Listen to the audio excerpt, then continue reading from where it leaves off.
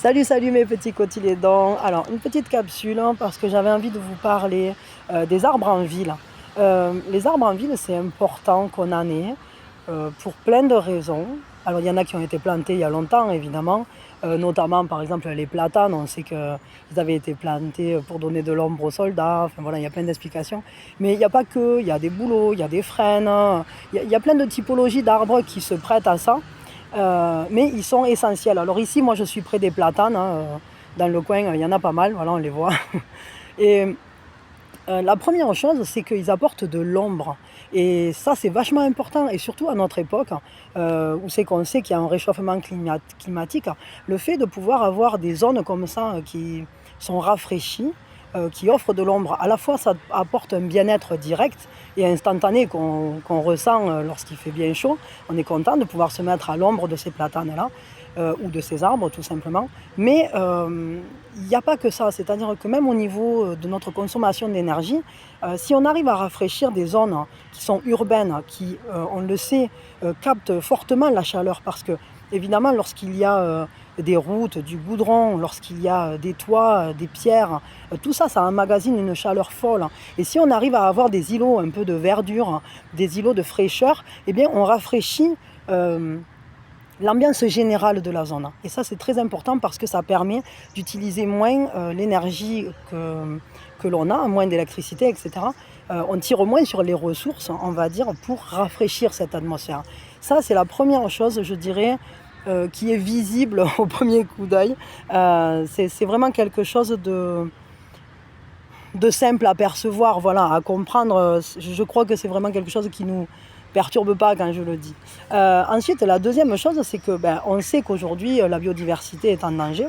Et bon, il y a eu des périodes dans l'histoire où c'est qu'on a planté les arbres en ringuette, toujours le même, et on a fait des lignes. Alors on sait aujourd'hui, on en voit aujourd'hui les limites, parce que évidemment, voilà, le platane par exemple, il est fragiles au chancre du platane, donc on est obligé de les abattre.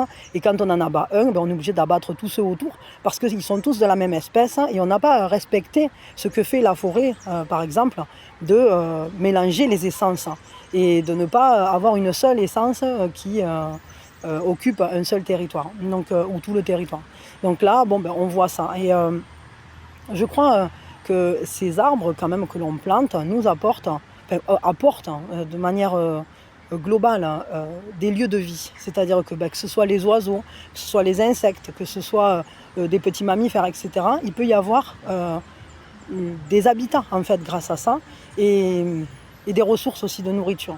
Que ce soit par les graines ou les feuilles, je ne sais pas, les petites chenilles, par exemple, les racines, ça donne, voilà, un espace vital dans un espace qui pourtant est urbain et qui ne laisse plus tellement de place à la vie sous d'autres formes que l'être humain ou les chats et les chiens, quoi, on va dire ça comme ça.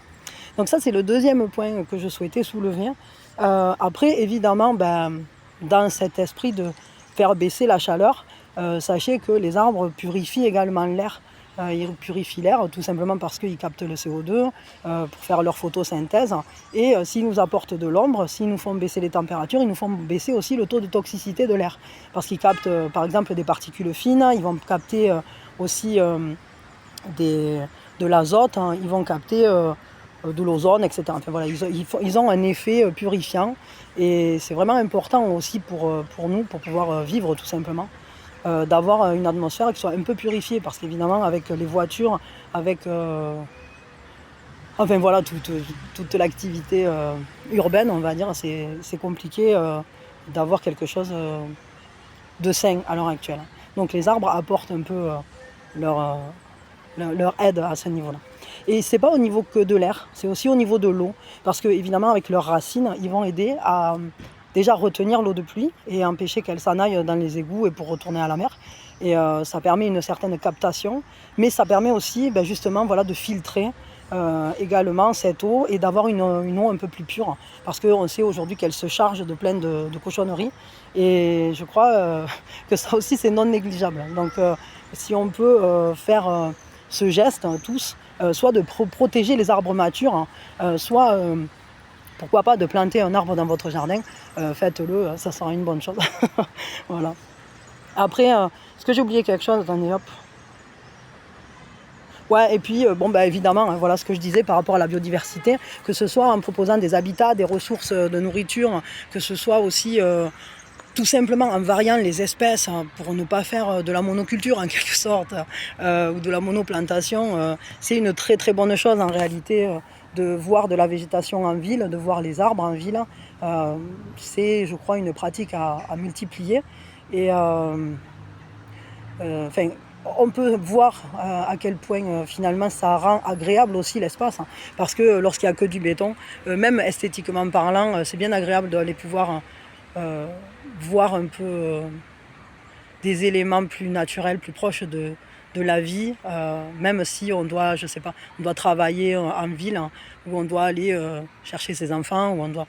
Bon, ben, c'est important quand même d'avoir un contact à la nature. Et certaines personnes n'ont pas forcément l'opportunité d'aller se balader dans des coins naturels libres, on va dire, et avoir comme ça des îlots de verdure, des îlots de fraîcheur, des îlots de repos pour les yeux, pour le cœur, pour l'âme tout simplement, et même des îlots de respiration, hein, parce que voilà, aller s'asseoir dans l'herbe un petit moment, c'est très bénéfique à la fois pour notre santé mentale, je dirais, mais aussi notre santé physique.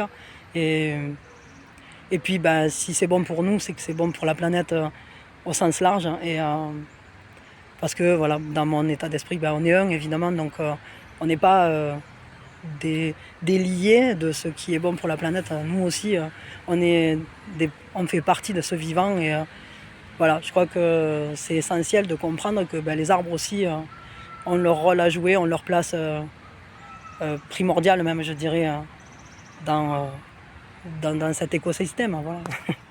Bon, ben voilà, ben, écoutez, c'était juste une mini capsule pour vous faire un petit topo. Ici, ouais, bon, c'est vrai que les platanes, en fait, c'est comme ils résistent bien à l'écrasement, au tassement du sol, ça a été une essence qui a été beaucoup choisie.